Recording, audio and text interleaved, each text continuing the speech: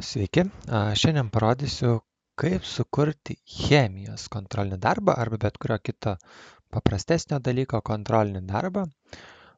Būtent kokius įrankius naudosiu, būtent ir, aišku, kursiu ant Google formų, kas iš karto jau kyla klausimų, kaip tai padaryti, nes ji yra gana ribota. Bet parodysiu esminius dalykus ir jūs pamatysite, kaip tai padaryti ir kaip gauti visai padorų kontrolinį darbą.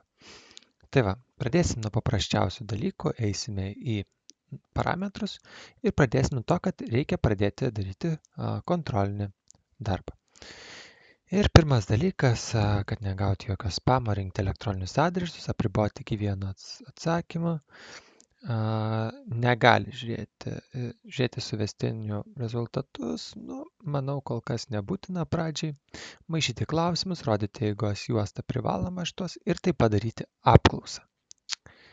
Vienas iš svarbiausių dalykų - nerodyti teisingų atsakymų ir kad atsakymus pačius paduosime vėliau po neautomatinės peržiūros, nes kai ką reikės ištaisyti jau tiesiog ne automatiškai, o tiesiog rankų darbelis. Reikės sukti ir žiūrėti visus klausimus ir stebėti visus atsakymus.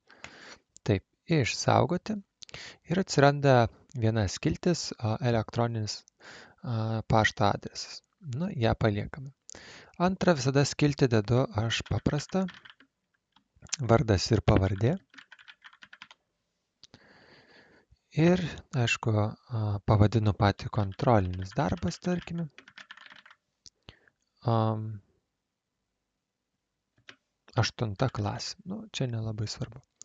Ir jeigu čia perspausiu, iškart pavadinimas atsikopijuoja iš tą vietą ir jau daugiau nieko kurti mums nereikia šitą vietą. Taip, realiai pabaigėm pirmą skiltį.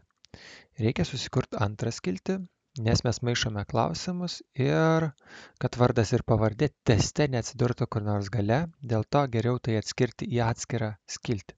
Ta atskira skiltis bus variantai. Dėl to, kad turime problemą tokią, kad vaikai yra linkę nusirašyti, nors ir klausimai sumaišyti, jie bus vienodi, jau kils problemų. Dėl to aš kontroliniams darbams kuriu 3 variantus ir juos dar tarpusavyje maišau. Būtent vieno testo klausimai tarpusavy susimaišo, tiek leidžia būtent Google formos laviruoti. Tai darau labai paprastai. Testas 1, tada spaudžiu, pasidarau. Jau kai visą testą sudarau, tarkim, sukuriam pirmą klausimą testo, čia kas.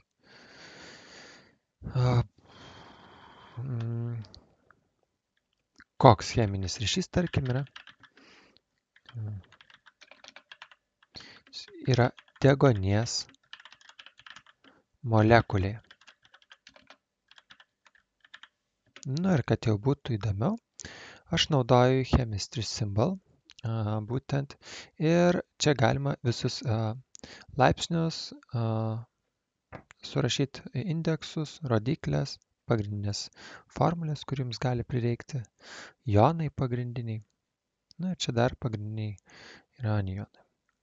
Tai vat, ir jau viską, ir kad jonai, anionai, čia berods, yra ir vis to ir to. Tai vat, ir dabar, jeigu paimsime deguonį, mums reikia kokio nors indekso, prie deguonies įprastai būna dvejetas molekulės, bus O2 ir jūs jau tvarkingai pasirašot. Tai va, atsakymai gali būti paprasti, galite pasirinkti kelis variantus, tai pavyzdžiui, joninis ryšys, kovalentinis, polinis, kovalentinis, nepolinis, ir tarkime koks nors vandenilinis. Ir aišku, kad jau automatiškai mums ištaisytų šitą testo dalį, galima pažymėti, kad tai yra toks atsakymas. Viskas. Vieno testo, aišku, klausimų galima kurti toliau, čia jau tai yra klaustuką. Nesudėtinga sudėlioti ir jau galima kurti toliau, viskas paprasta. Tai čia yra tik vienas testas. Daug, kai sakiau, sukurti 3 variantus, tai testą dabar natūralu, kad vaikas iš šitos vietos niekaip nenukeliaus į testą, tą, kurį jums reikia. Dėl to dėlioju tokią skiltį sukeriu variantai, kur vaikas turi pasirinkti savo variantą. Būtent labai paprastai kuriu, būtent pasirinkite savo variantą. Kiekvienas vaikas arba žino, arba galima tiesiog vaikui pasakyti, jeigu jis nežino, koks jo yra eilės numeris tamo dieninė, tarkime. Aš pagal tai sukuriu variantus. Nekuriu, aišku, 20 ten kelių variantų kiekvienam vaikui, sukuriu tik 3. Bet aš juos išskirstau vaikams taip, kad jie sunkiai suprastų, kas kokį variantą gavo. Ir 4 variantas. Šitą vietą kol kas paliekame, turime variantus, paskui mes juos priskirsime tam tikriems testams. Turime testą 1, galime pasidaryti tikslę kopiją, pasidarom tikslę kopiją, pavadinam tai testu 2, pasidarom dar vieną tikslę kopiją, pasivadinam testu 3. Aišku, kontroliniam darbe tik testu mes negalime apsiriboti, nes tai keltų tam tikrų problemų. Todėl reikia dar vienų papildomų kelių skilčių. Tai pavyzdžiui, užduotis ir uždaviniai, arba tiesiog užduotis atskirai ir paskui uždaviniai. Čia jau jūsų pasirinkimas. Užduotis ir uždaviniai. Aš linkęs taip daryti. Ir pridedu kokį nors klausimą. Kažkokį čia gal įdomesnį.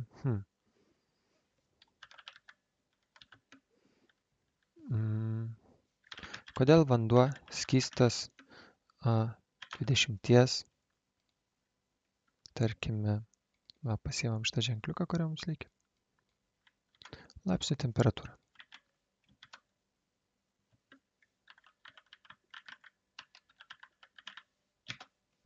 Viskas, vaikas kažką galima pasirinkti trumpą atsakymo tekstą, jam užteks čia prašyti, paskirti taškų, kiek jis už tai gaus, tarkime, kad nurodytų ryšį tikslų.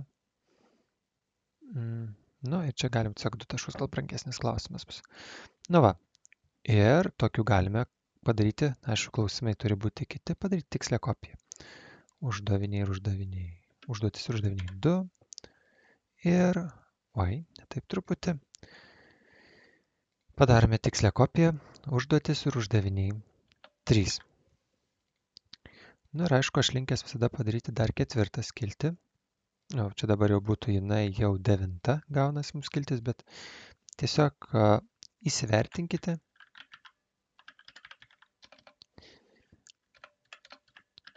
Tinkite save. Ir čia galima dėti tokį linijinę skalę nuo 1 iki 10. Ir kad įsivertinkite kontrolinį darbą.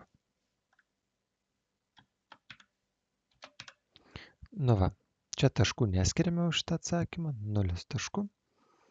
Įsivertinti savo kontrolinis ir šis pažymį nuo 1 iki 10. Ir dar vieną pridedu tokį dalyką, būtent nekeli variantai, failo įkelimas. Čia tęsti jūsų Google diske susikurs. Ir čia yra uždavinių sprendimai. Kad įdėtų vieną failą. 10 MB šiuolaikiniams telefonams yra mažai. Dėl to, prašau, 100 MB jau neturėtų būti perliptas. Ir už tai galima taškų neskirti, nes juos visus skirsite užduotise ir uždaviniuose. Dabar liko sudėlioti paskutinius punktus, kad tais viskas veiktų ir visi skirtingi variantai nukeliautų visi į 9 skiltį. O tai daroma gana paprastai. Keliaujam vėl į pačią pradžią, kai kūrėme variantus. Paspaudžiame ant šito langelio ir šitos 3 taškus. Ir dabar eiti į skiltį pagal atsakymą. Galima padaryti, kad šitas pirmas variantas spręstų 3 testą, antras variantas 2 testą, 3 variantas 1 testą, ir paskui čia bet kokia tvarka toliau. Ir jie spręs, keliausi tokias skiltis. Gerai, einam į testą 1. Testas 1, jis turi pasibaigti į uždavinius, irgi pirmą, vienintelį, kur yra be skaičiaus, į šičia. Testas 2, kai pabaigs vaikas, nukeliaus į uždavinius 2. Testas 3, nukeliaus į uždavinius 3. Aišku, galima uždavinius į vieną suvesti, tada uždavinių mažiau kur, bet tada padidės tikimybė, kad vaikai gali nusirašyti. Ir paskui iš užduočių, vėl turime nepalikti, kad pereitų į kitą skiltį, turime pereiti, kad įsivertink save skiltį. Arba į 9 skiltį. Ir vaikai, kai atliks šitą paskutinę skiltį, viską sudės, įkels failus, jie nesunkiai pabaigs uždavinius ir tiesiog bus pateikti. Dabar, kaip pačiu darbu pasidalinti yra paprasta, spausti siūsti, galite siūsti elektroninius laiškus, kiekvienam asmeniškai, tai yra gana nepatogu, paprasčiau yra nuorodą nukopijuoti arba sutrumpintą URL nukopijuoti ir išsiųsti vaikams, tarkime, į kokį nors susirašinėjimo langą, kas bus labai paprasta. Ir lieka paskutinis dalykas - pažiūrėti, kaip tai veikia. Spaudžiame kažkoks elektroninis paštas, tarkime, mokau chemijos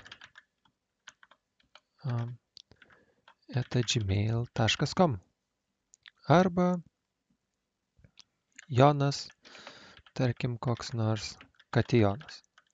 Visai chemiškai skamba. Puikiai tęsime toliau. Pasirenku kažkokį antrą variantą, kuris man priklauso pagal tamo dienyną. Spaudžiu toliau, keliauju. Čia ryšys neįsivaizduoju, turbūt šitas. Toliau keliauju.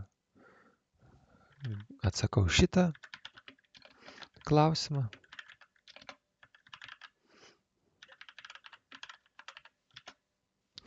Atsakau ir šitą klausimą, keliauju toliau. Gaunu pridėti failą. Kažkokį pridėti failą dabar jau nepridėdinėsiu, nes reikės. Ir įsivertinu savo kontrolinį darbą. Kiauras 10, kitaip negali būti. Ir spaudžiu pateikti. Viskas. Pažiūrime į rezultatus. O, gavau atsakymą. Pasižiūrime, kaip čia viskas atrodo. Čia žmogus matosi protingas jau vien pagal vardą. Taip, matote, jūsų klausimai visi vienodai. Kai kaitaliosite klausimus, bus gan sudėtinga. Dėl to patariu juos truputį pakeisti, kad būtų lengviau atsekti iš to eilinių. Bet va šičia atsakė vaikas teisingai, matau, protingas. Šviesyje matytis nusimato. Ir šičia kodėl vanduo skystas irgi antras, kai atsakinėjau. Ir žmogui reikia skirti taškus, skiriam tarkime 2, nes geras žmogus iš akių. Viskas. Jo darbas yra įvertintas, nes pirmą klausimą ištaiso automatiškai. Viskas, kitus klausimus mes nevertiname, uždavinių sprendimą, tarkim, iš čia kažką įkėlė. Viskas, žiūrime, kaip iš čia atsakinėjo, santraukoje 3 taškai iš 12. Realiai buvo, mes ne visur taškus nuėmėme, pažiūrime, kur čia tų taškų daugiau pridėjome. Pala, čia taškų, čia taškų nereikia skirti už įsivertinimą, 0. Ir čia 0, ir dabar jau yra tik tai 11 taškų. Vis tiek kažkur per daug taškų ieškom, kur čia dar taškų pridėjom, kur nereikia. Vardas pavardė dar štai tašką. Gal jeigu be klaidų parašo, reikėtų skirti 11 taškų. Čia variantai irgi reikia nuimti tašką, nes čia nereikia palikti. Išvalome. Yra 9 taškai. Dėl to, kad yra 3 variantai, tai reiškia maksimalus skaičius ir galėjo surinkti 3 taškus. Žmogus protingas atrodo. Tai taip galima sukurti Google formas su skirtingais variantais ir vaikams tai apsunkins nusirašinėjimą. Sėkmės kuriant savo Google formas.